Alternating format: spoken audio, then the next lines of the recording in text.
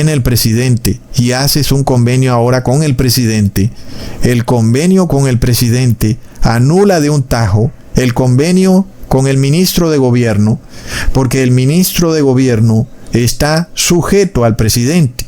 Entonces es obvio que el contrato con el presidente está por encima del contrato con el ministro de gobierno.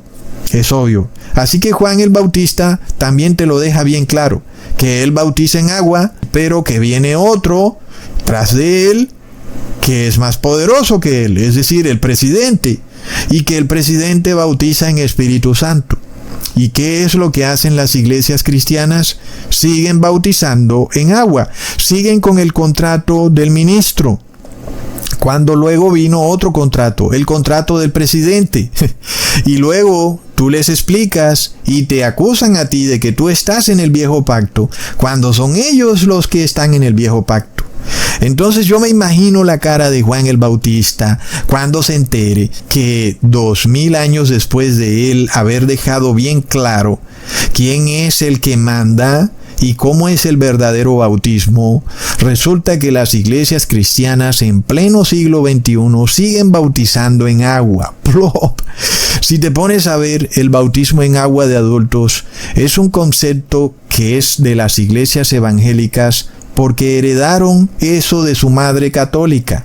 La iglesia católica bautizaba a niños en agua y la iglesia evangélica dijo, bueno, vamos a bautizar a adultos. Después de todo, Juan el Bautista bautizaba a adultos, pero ¿acaso no leyeron que Juan el Bautista dijo que viene otro con un bautismo mejor? Entonces todas estas son ceremonias heredadas de la Iglesia Católica, así como el reposo en domingo, la adoración a la Trinidad, la última cena.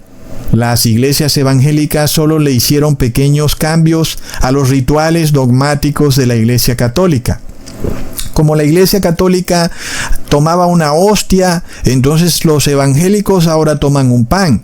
Plop. Hermanos, leamos otra prueba más de que el bautismo en agua es parte del viejo pacto. En Mateo capítulo 3, versículo 13 al 15. Entonces Jesús vino de Galilea a Juan, al Jordán, para ser bautizado por él. Mas Juan se le oponía diciendo, yo necesito ser bautizado por ti, y tú vienes a mí. Pero Jesús les respondió, deja ahora, porque así conviene que cumplamos toda justicia. Entonces le dejó. Miremos, hermanos, que Juan el Bautista quería que Jesús lo bautizara. ¿Acaso Jesús no le cumplió ese deseo? Pero sin embargo, Jesús nunca bautizó en agua. Sin embargo, ¿será que Jesús no bautizó a Juan el Bautista en espíritu? Porque él deseaba ser bautizado por Jesús. Es que, hermanos, uno puede ver claramente el por qué Juan el Bautista se oponía a que él fuera el que bautizara a Jesús. Porque es como si tú estuvieras cocinando con leña en el bosque y luego viene alguien con una gran estufa a gas y tú dices, ahora vamos a cocinar con la estufa a gas, más práctico. Pero vienen y guardan la gran estufa a gas para seguir cocinando con leña. Eso no tiene ningún sentido. Así que ahí estaba Juan bautizando con agua, algo que no puede purificar la conciencia del ser humano, que solo puede purificar el cuerpo. Él esperaba obviamente que como Jesús era mayor que él, pues él bautizara en Espíritu Santo, que es apenas obvio. Que Juan el Bautista, cuando viera a ese que era mayor que él, esperaba que el bautismo de agua llegara a su fin, para ahora seguir con el verdadero bautismo, el bautismo del Espíritu Santo. Pero como ya vimos, Juan el Bautista en sí mismo también quería recibir el bautismo del Espíritu Santo. Él lo anhelaba en su corazón. Es lo primero que le pide a Jesús cuando lo ve. Sin embargo, las palabras de Jesús nos revelan aún más. Nos muestran que en efecto el bautismo en agua pertenece al viejo pacto y no al nuevo pacto. Cuando Jesús le dice a Juan el Bautista, mira, tranquilo, porque ahora tenemos que cumplir toda justicia. Es decir, tenemos que cumplir la ley ceremonial. Y si vamos a la Torá, la primera ocasión donde Dios le ordena al pueblo que se purifique usando el agua, como elemento de purificación es cuando Moisés se iba a reunir con Jesús en el monte Sinaí. Y Jesús quería que todo el pueblo viniera a él, pero tenían que purificarse. Leamos en Éxodo capítulo 19, versículo 10 al 11. Y Jehová dijo a Moisés: Ve al pueblo y santifícalos hoy y mañana, y laven sus vestidos, y estén preparados para el día tercero, porque al tercer día Jehová descenderá a ojos de todo el pueblo sobre el monte de Sinaí. Entonces ahí tenemos que al inicio de lo que sería la ceremonia de purificación y limpieza, que es un precursor del bautismo, todo aquel que quería reunirse con Dios tenía que someterse a ella. Pero vemos que el pueblo no quiso subir al monte Sinaí para reunirse con Jesús, y eso debía ocurrir al tercer día. Ellos, sin embargo, más bien prefirieron quedarse abajo, y Moisés subió solo al monte Sinaí. Es algo que se va a repetir en el fin de los tiempos, hermanos.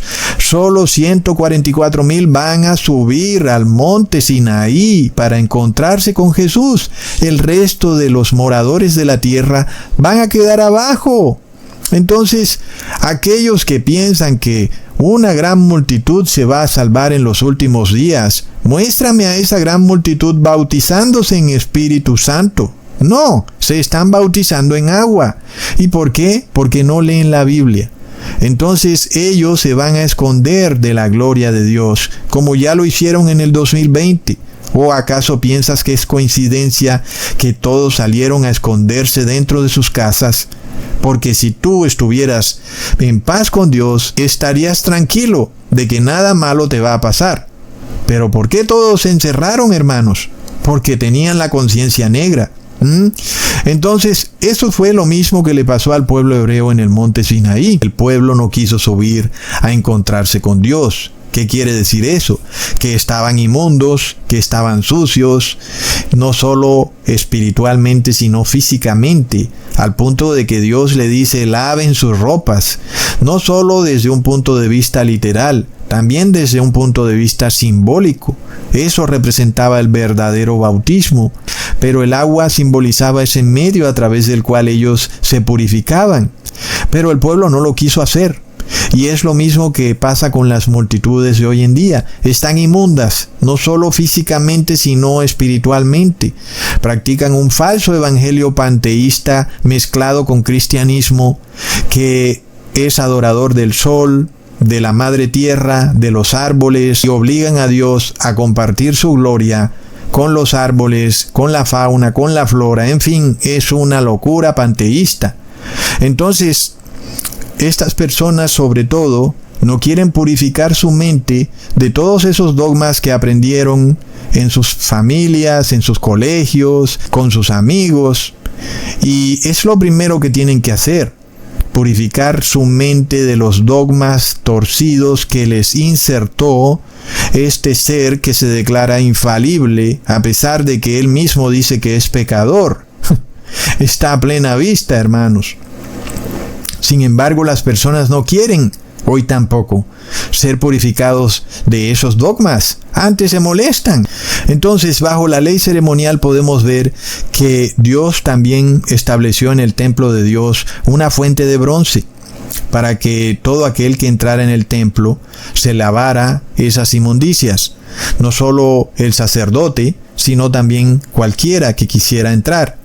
Y era también un símbolo del bautismo. Aquí vemos entonces que se establece esta ceremonia de purificación en agua en la fuente de bronce dentro del templo para todo el que quisiera entrar al tabernáculo.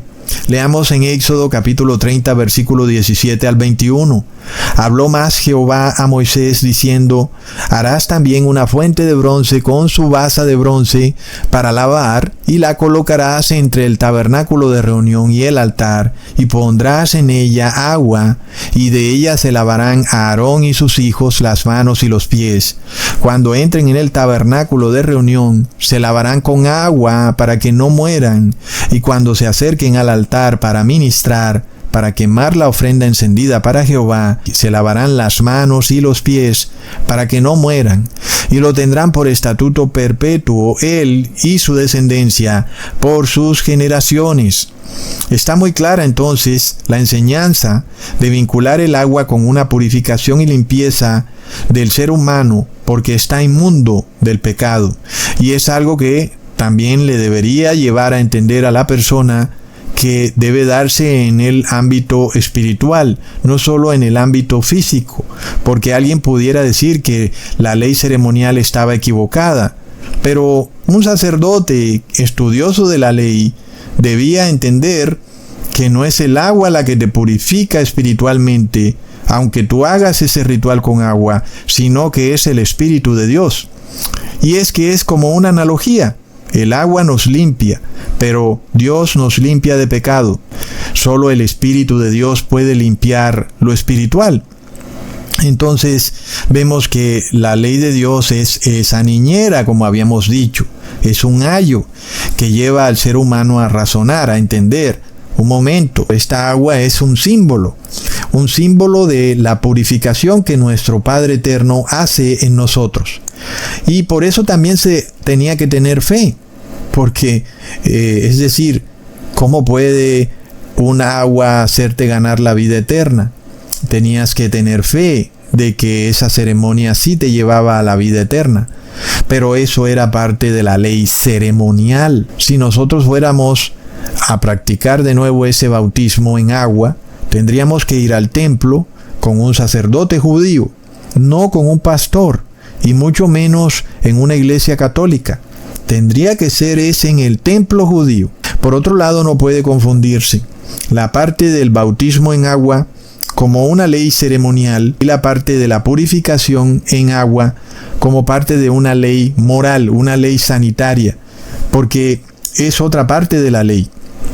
Cuando una persona se ensucia con algo inmundo, para Dios es moral que esa persona se limpie de toda suciedad que tenga en sus manos y en su cuerpo.